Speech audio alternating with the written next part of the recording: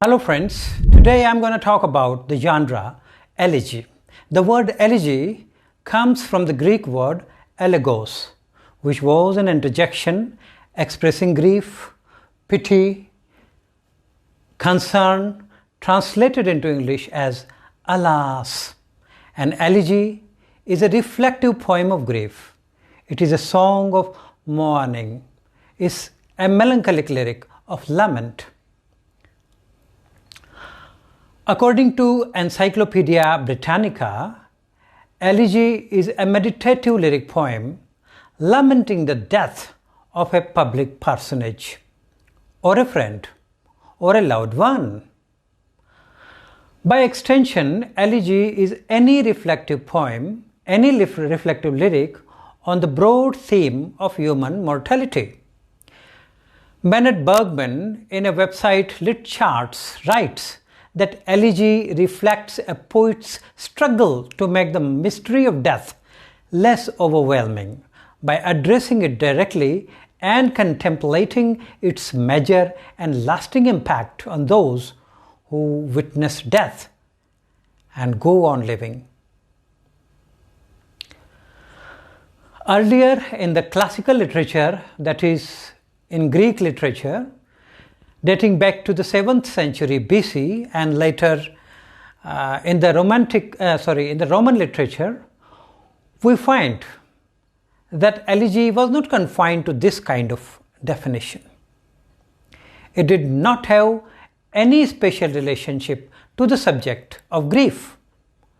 The classical elegies were poems or songs either of laments or they were merely love poems, especially complaints about love, written in the form of elegiac couplets. The earlier Latin elegy was not always so somber. The most famous Latin poet, Ovid, used humor and sometimes irony in a poem and still called it elegy only because it was written in elegiac couplet form, with alternating lines of dictylic hexameter and dictylic pentameter. A hexameter line contains 6 metrical feet, while a pentameter line contains 5 metrical feet. Dictylic hexameter consists of lines made from 6, that means hexa feet, each foot containing a long syllable followed by 2 short syllables. The pattern is like this: la, la, la, la, la, la, la, la, la, la. In dictylic pentameter, the same pattern is repeated 5 times to create a pentameter line. So you know the difference now between hexameter and pentameter. Hexa means 6 feet in one line, in pentameter 5 feet in one line. In English literature, elegy meant any poem of serious natural poem until the 16th century. Gradually, the meaning and form of it underwent a drastic change during the 16th century. Now, it could be written in any meter or any rhyme scheme the poet chose. That means meter or rhyme scheme now did not have anything to do with elegy. Elegiac couplet was not a necessity during the 16th century and even after that. It was the theme that mattered now, not the meter. Mind it, not the meter, only the theme mattered now. It became a poem of grief and lamentation. Its tone became melancholic, sad, and reflective.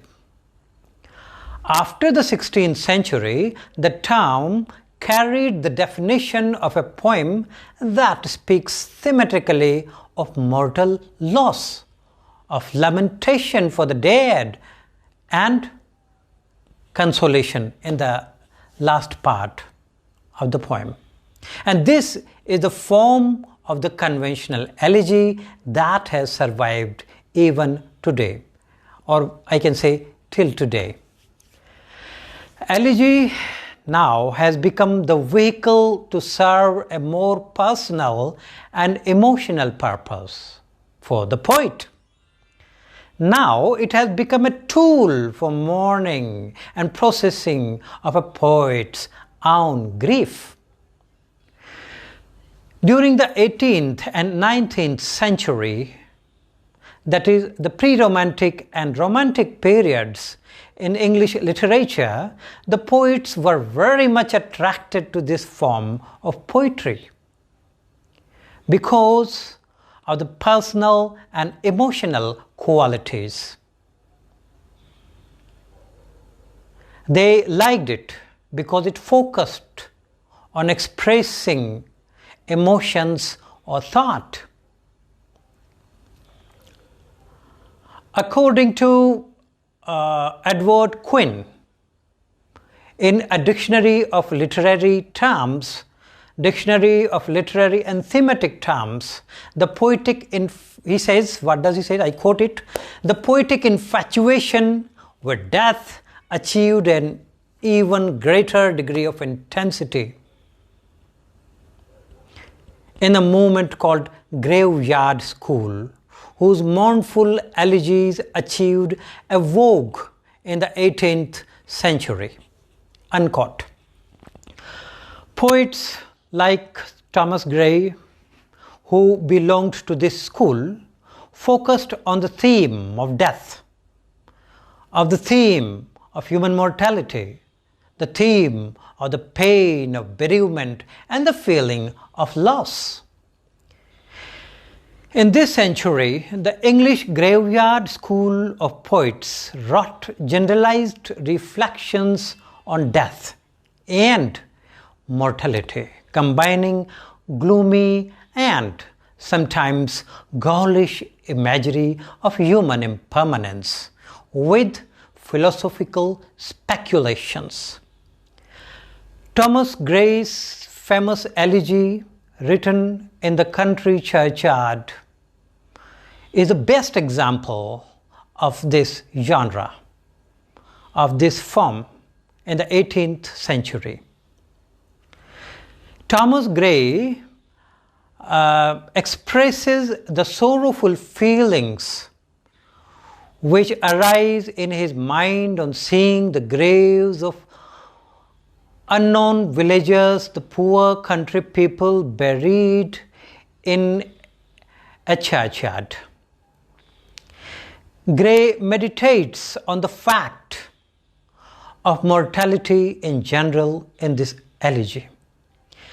This touching poem of personal loss has been written in a very simple language, which has bestowed dignity and solemnity to the elegy. The poem is written in iambic pentameter with lines of 10 syllables. You know, as I earlier told you, in an iambic pentameter, we have 5 feet in each line, and every foot contains 2 syllables. The first syllable is always unstressed and the second is stressed. So in iambic pentameter, there are lines of 10 syllables, alternately short and long. With the advent of Romanticism, the obsession with the theme of mortality continued. The modern poets expressed grief and sorrow in the beginning and then arrived at a consolatory conclusion about the inevitability and universality of death. They begin with mourning There is admiration in the middle, listing qualities and impressive deeds in the person's life, and they end with implied consolation. The last part may contain a religious tone. In the modern elegy, A.R. Entwistle observes that sometimes death is merely an inspiration, a common starting point from which poets have launched speculations on death and philosophy of life, speculations on fame and destiny. The note of grief often changes towards close, turning into one of resignation and even to joy as the poet reconciles himself to the inevitability of death. In short, as Bennett Bergman puts it, the modern poets generally follow a specific thematic arc in elegies, moving from grief to an acceptance of death. So there is a thematic pattern, an arc from grief to consolation, from sorrow to the general acceptance of death. Now, I'm going to talk about various types of elegies. Basically, elegies are of many kinds, but we can divide broadly it into two classes: personal elegy and impersonal elegy. In the personal elegy, the poet laments the deaths of some very close friend or a relative or a very known person, and in the impersonal elegy, the poet grieves over human destiny and or over some aspect of contemporary life and literature. In the process of writing the elegy, the poet reveals his philosophy of life and death. We can include the poetry of the graveyard or churchyard school in this category. And as I have told you, Thomas Grave's elegy, written in the country churchyard, can be included in this impersonal type of elegy. As I already explained the poetry of this school in the earlier part of the video, now I will talk about pastoral elegy, which can also be included in the category of personal elegy. A definite form of the conventional elegy adopted from the Greek poets is the pastoral elegy, which is written in dignified and serious language. The genre is in fact a subgroup of pastoral elegy, pastoral poetry. Pastoral poetry is a genre that typically relates to rural life and generally depicts the life of shepherds. Pastoral elegy employs a set of conventions introduced by the Greek poets. The first among the conventions is the representation of a dead friend as a shepherd. Usually the lamentation is performed by another fellow shepherd in a pastoral or natural or rustic environment. The mourners, most of them are very close friends of that shepherd. That means most of the mourners are shepherds. The death of a shepherd is mourned by the natural world in a pastoral setting. Pastoral elegies usually include many mythological figures such as nymphs who are believed to have guarded the departed shepherd.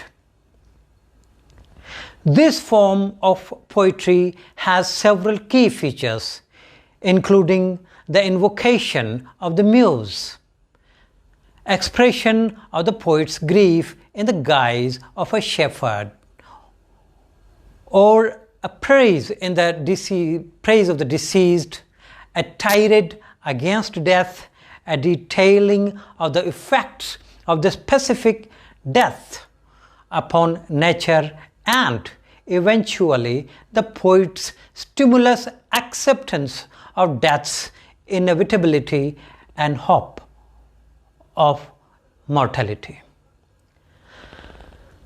The two important English elegies that follow are, first we have Milton's Lycidas, of course. He uses pastoral convention, but the others are, we have Shelley's Adonis, which was published in 1821 and it was written on the occasion of Keats' death. And the other one is Matthew Arnold's Thyrsis, which was written in 1867. And with this, I conclude this part of the video. I think you have enjoyed the lesson, and I hope you feel that you have gained some information through this video.